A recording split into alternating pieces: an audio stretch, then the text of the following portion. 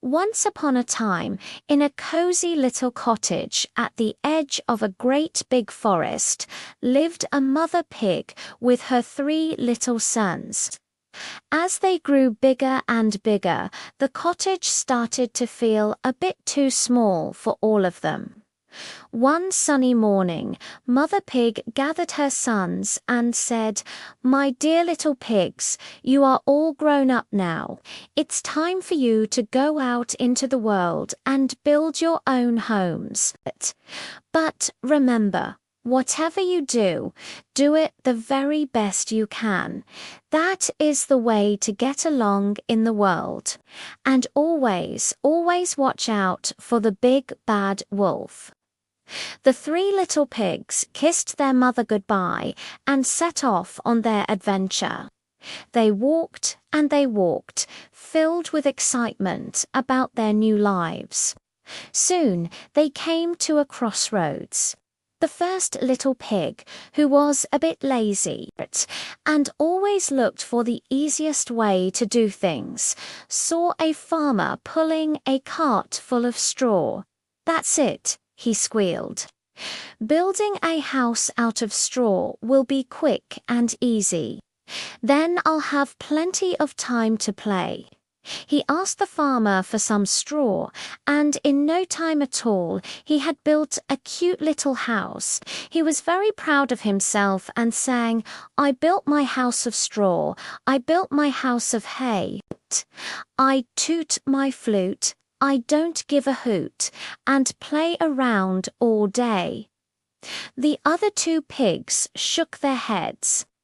They knew a straw house wasn't very strong. They continued down the road until they met a man with a bundle of sticks. The second little pig, who was also a bit lazy but not quite as much as his brother, thought sticks are stronger than straw, and it still won't take too long to build. "I'll be done in time to play this afternoon." He bought the sticks and built his house. It looked sturdier than the straw house, and he was quite pleased. He danced a jig and sang a little song about how clever he was to build a house of sticks. Now, the third little pig was different. He remembered his mother's words. Whatever you do, do it the very best you can. He knew that a house of straw or sticks wouldn't be safe from the big bad wolf. He walked further down the road until he saw a man with a heavy cart full of strong red bricks. "This is perfect," he thought. "A brick house will be strong and safe. It will take a lot of hard work, but it will be worth it." So he bought the bricks and got to work. He worked all day long, carefully laying each brick with mortar. It was hard, tiring work, but he didn't stop until his house was finished. It was a fine, sturdy little house, with a strong wooden door, a chimney, and a big fireplace inside. He felt very safe and secure. The next day, as the first little pig was playing his flute, a shadow fell over his straw house. It was the big bad wolf, and he had a very hungry look in his eyes. Little pig, let me come in," he growled. The little pig squealed in terror, "Not by the hair of my chinny chin chin." The wolf grinned a wicked grin. "Then I'll huff, and I'll blow your house in auntie." Took a deep breath and huffed, and he puffed, and he blew the straw house all to pieces. The first little pig ran as fast as his little legs could carry him, straight to his brother's house of sticks. He burst through the door, shouting, "The wolf is coming." No sooner had he slammed the door shut than there was a knock. Little pigs, let me come in, snarled the wolf from outside, not by the hair of our chinny chins. They both cried. Then I'll huff and I'll puff and I'll blow your house in. The wolf roared. He huffed and he puffed, and the stick house began to creak and wobble. He huffed and he puffed again, and the whole house came crashing down. The two terrified little pigs scrambled out of the wreckage and ran for their lives. They didn't stop until they reached their brother's sturdy brick house. They banged on the door, and the third little pig let them in, locking the strong door securely behind them. They were all trembling with fear. A moment later, the big bad wolf, now very angry, arrived at the brick house. Little pigs, let me come in," he bellowed. "Not by the hair of our chinny chins." They all shouted back from inside.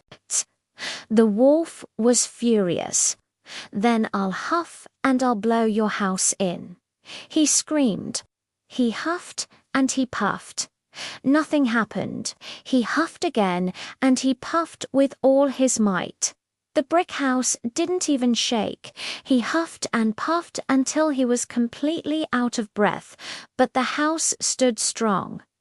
The wolf was exhausted, but he was also clever. He decided to try and trick the little pigs. "Little pig," he said, trying to sound friendly, "I know where there is a nice field of turnips where asked the third little pig in Mr. Smith's field. I'll come for you tomorrow morning at 6 o'clock, and we can go together." But the little pig was smarter. He got up at 5 o'clock, went to the field, gathered a basket of turnips, and was safely back home before the wolf arrived. When the wolf came at 6, the pig called out, "I've already been and come back, and I have a lovely pot of turnips for my dinner." The wolf was even angrier, but he didn't give up. "Little pig," he said, "I know where there is a lovely apple tree where ask the pig down at Merry Garden. I'll be there at 5 o'clock tomorrow morning to get some apples." The next morning, the pig got up at 4 o'clock to get the apples. But this time the journey was longer, and the wolf arrived while the little pig was still up in the tree. The pig was frightened, but he thought fast. "These apples are delicious." He called down to the wolf, "Here, have one." And he threw an apple far away. While the wolf was chasing the apple, the little pig jumped down and ran home. The wolf was absolutely raging now. He came to the house and declared, "I'm going to climb down your chimney and eat you all for supper." The 3 little pigs heard him climbing onto the roof. The third little pig, thinking quickly, whispered to his brothers, "Quick, help me." They filled their biggest cooking pot with water and put it on the fire.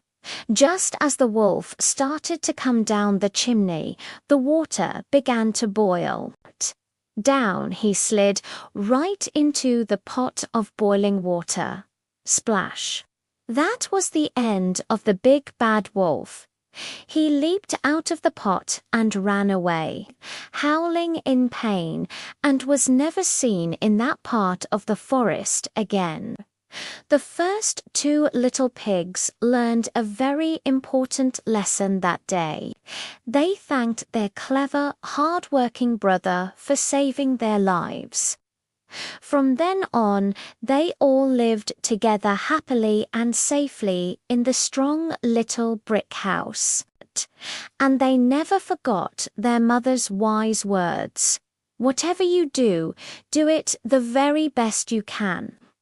Thank you so much for joining me for this classic story.